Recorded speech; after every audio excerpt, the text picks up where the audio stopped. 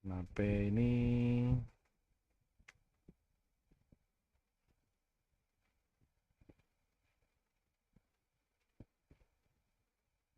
Fine. Okay.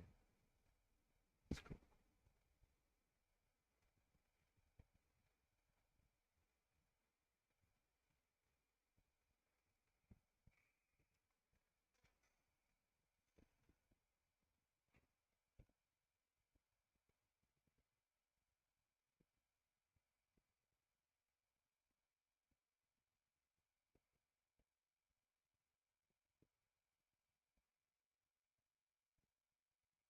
Hello guys, balik lagi bersama gue Teknodojo.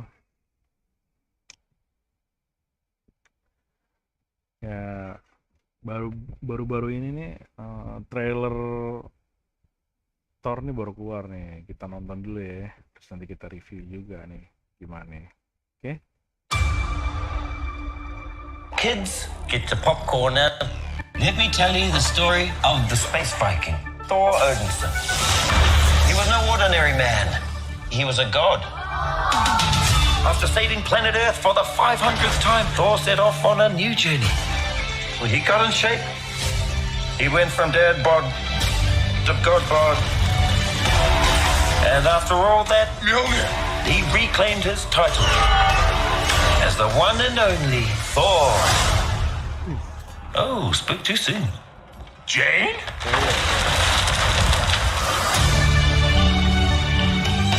The old ex-girlfriend. What's it been like? 3, 4 years? 8 years, 7 months and 6 days, give or take. Am I sensing feelings? Well, you're right. The only ones who gods care about is themselves. So this is my vow. All gods will die.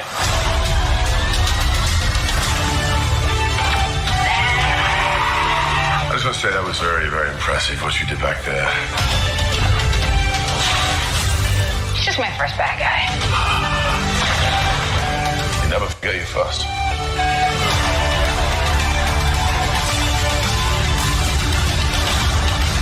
You are not like the other gods of kill. You have something worth fighting for.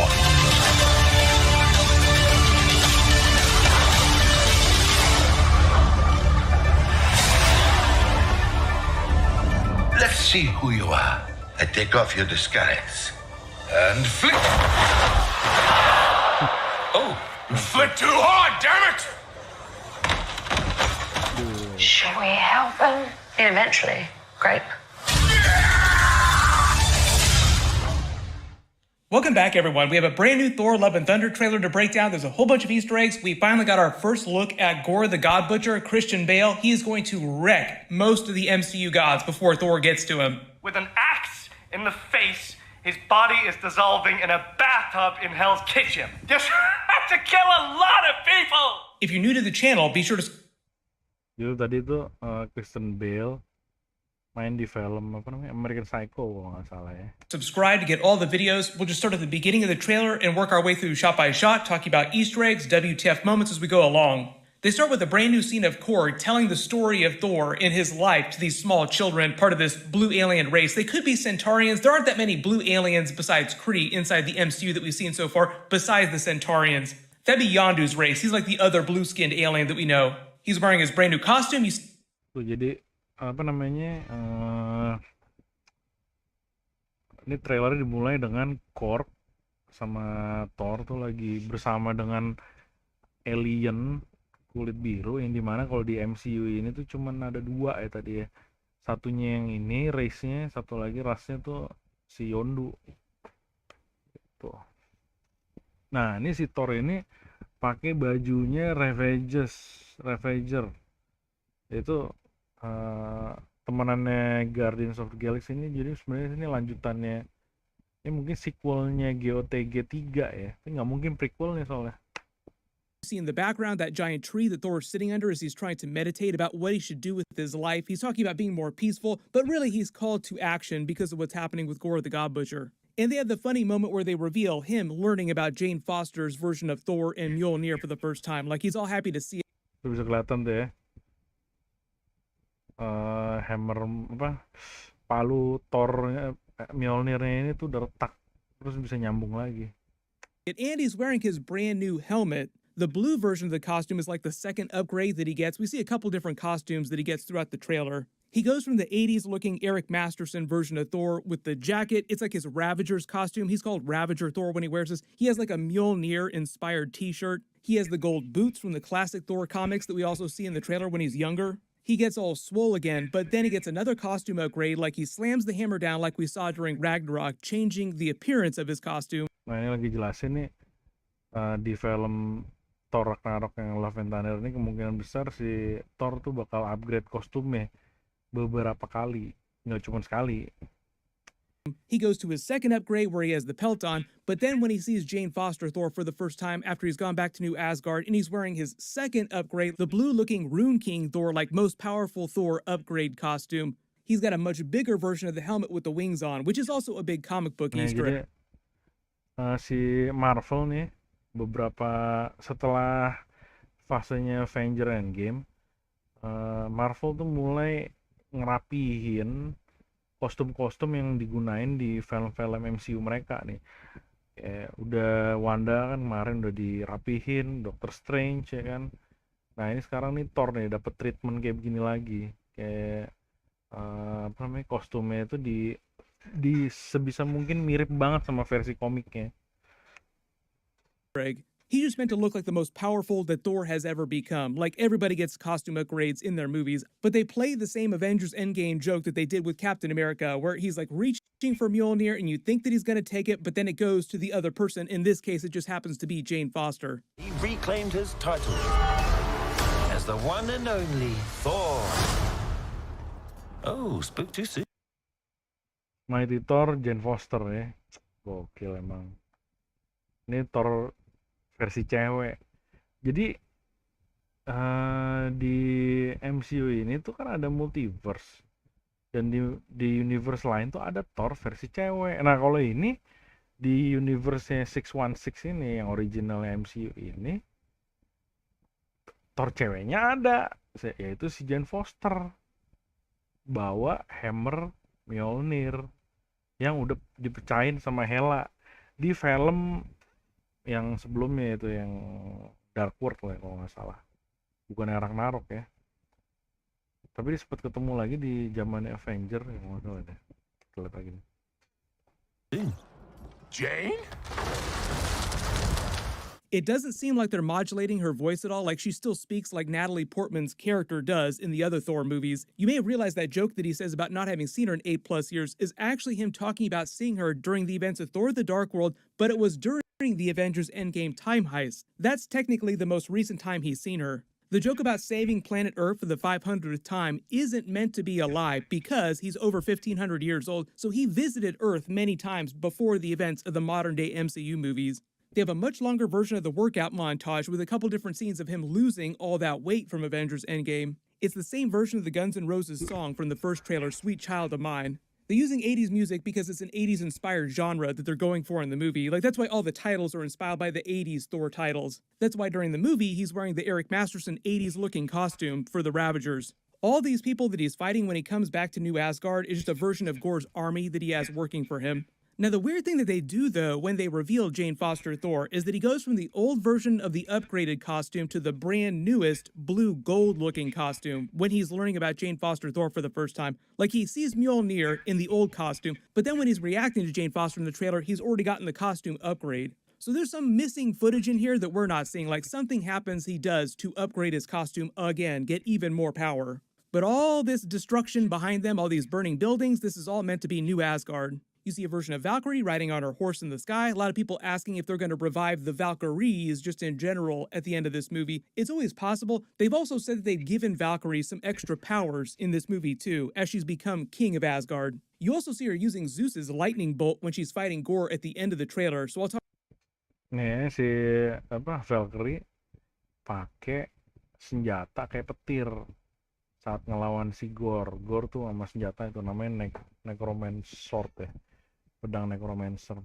Nah, si petirnya ini dapat dari apa namanya, dari Dewa Zeus sih kalau nggak salah. Ya kemungkinan besar si Zeus ini tuh masa iya ngasih senjatanya ke orang lain, kayak pasti kan ada sesuatu terjadi ya sehingga si Valkyrie bisa make senjatanya si Zeus ini nih. Talk about that in a second too. They make all these jokes about remembering your first time, how it's so special, mostly talking about Jane Foster the first time he fell in love, but everybody knows what they're really talking about. This big hall that she crashes down into underground, where you see her looking around these giant heads, it looks like a bunch of dead gods. I think it's just meant to be another place of power that's meant to reference a lot of the other MCU gods that Gorr has been going after and killing. Because like zoom in and enhance behind her here, you actually see this shroud over this one head. That's actually the living tribunal. We just saw a version of that during Doctor Strange 2. Like during the sequence of them traveling between universes, they fly right past the heads of the living tribunal. So it sounds like this place is just a place of great cosmic significance, not just to the gods. Like one of these heads is a skeletal looking head, so it's meant to represent gods of different aspects of creation and reality. There's a whole bunch of brand new scenes of all of them at Mount Olympus. Like their version of Mount Olympus exists the same way that Asgard exists. It's like this different planetoid that you have to travel to. It looks like we see Valkyrie in her armor. Itu tadi ya, senjatanya si Hammer Thor itu dilempar tapi bisa pecah. Udah kayak ini, kayak funnelnya Gundam ya. Jadi kayak bisa pecah, nyebar jadi serpian-serpian, terus bisa gabung lagi jadi satu lagi. Picking up Thor in his old Ravager's costume on this trash-looking planet after some battle with the Guardians of the Galaxy. He has that funny conversation with Star-Lord about finding what he loves. People wondered if there was a missing character in this scene. Now it seems like they're confirming that Valkyrie is here, and she's trying to get Thor to come back to New Asgard. In this scene in the trailer with the cage, you can see a version of Thor inside. It just seems like a planetoid that Gorr has used to try and kill some of the other gods, like he's trapped Thor here while he's waiting to kill him.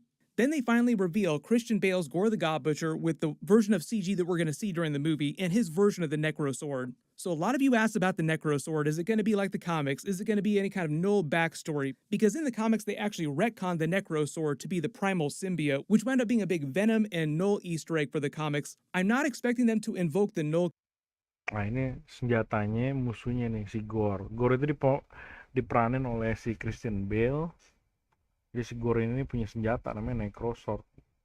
Ntar bakal dijelasin apa aja kekuatannya. Character, so I think it's just going to be a version of the Necro Sword, and it probably just winds up being a cosmic artifact that gives him the power he needs to kill gods. I am a little surprised that they didn't make him look like full Gorr in the comics, like they made his face look kind of like Christian Bale's face. He is meant to be part of a different race of people in the galaxy, but a lot of his story during the trailer is basically his comic book story. They're trying to be pretty authentic to that. He has a family who winds up dying this senseless death, and then when he learns of the true existence of his own people's gods and that they did nothing to stop it, he learns that most of the gods around the MCU are pretty lazy, don't really get involved with the affairs of man, don't care about their followers. So when he finds the Necro Sword, he goes on a quest to kill them all slowly. He goes full American Psycho on all the MCU gods. There were brief references to this during Moon Knight where they said two of the gods that were part of their pantheon, Khonshu's pantheon, had gone missing. That's because Gorr had been killing all the gods. Originally, there was going to be a deleted scene talking about Gorr the God Butcher during the Moon Knight finale, but just because of the release timing and them not being sure when the movies were going to come out, they just decided to get rid of that.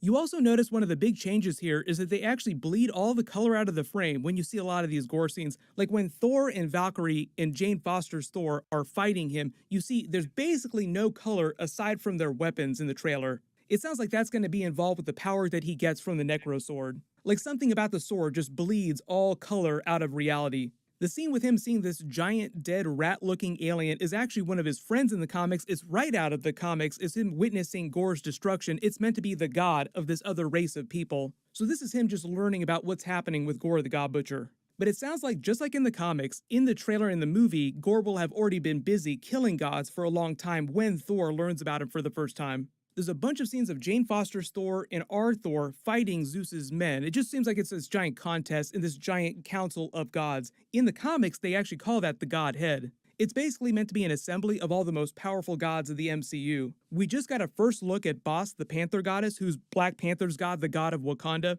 It seems like Itu tadi sebelah kanan bawah itu adalah eh, bos. Bos itu adalah dewa Black Panther tuh. Like this scene is happening in this giant arena here where all these people are assembled. And why would you do something like that? Like you do this big build up. They have this funny moment with Zeus making Thor all naked. This is probably happening before Gorr shows up and kills a bunch of these gods. Like this probably turns into a giant kill box. Why would you bring all these gods together in the same place if not to make it easier to kill a lot of them? Zoom in and enhance on the tattoo on Thor's back. This actually seems like a brand new thing. I think the idea with the tattoo is that it's just to pay memorial to his history, like all the great things that have happened to him, the big battles that he's participated in.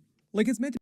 Nah ini lagi ceritain nih Easter egg lagi. Jadi di belakang tuh ada gambarnya si logonya Loki ya. Loki itu kan tanduk gitu.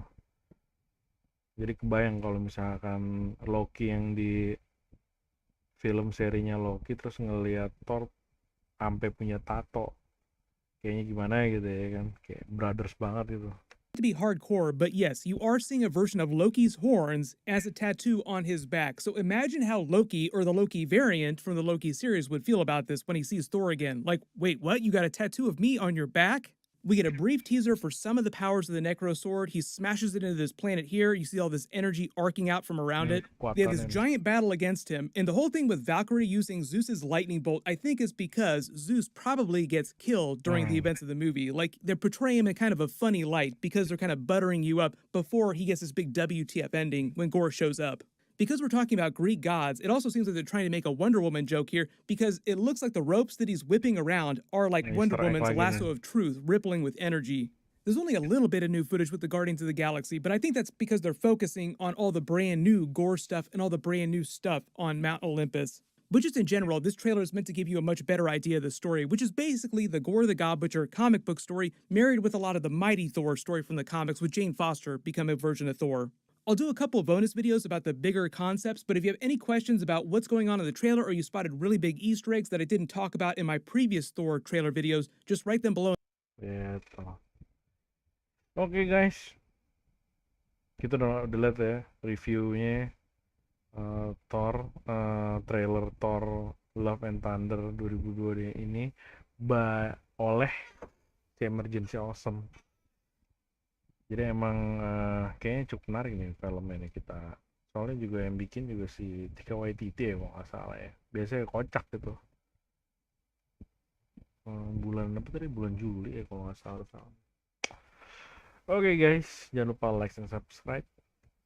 Balik lagi di acara berikutnya. See ya guys.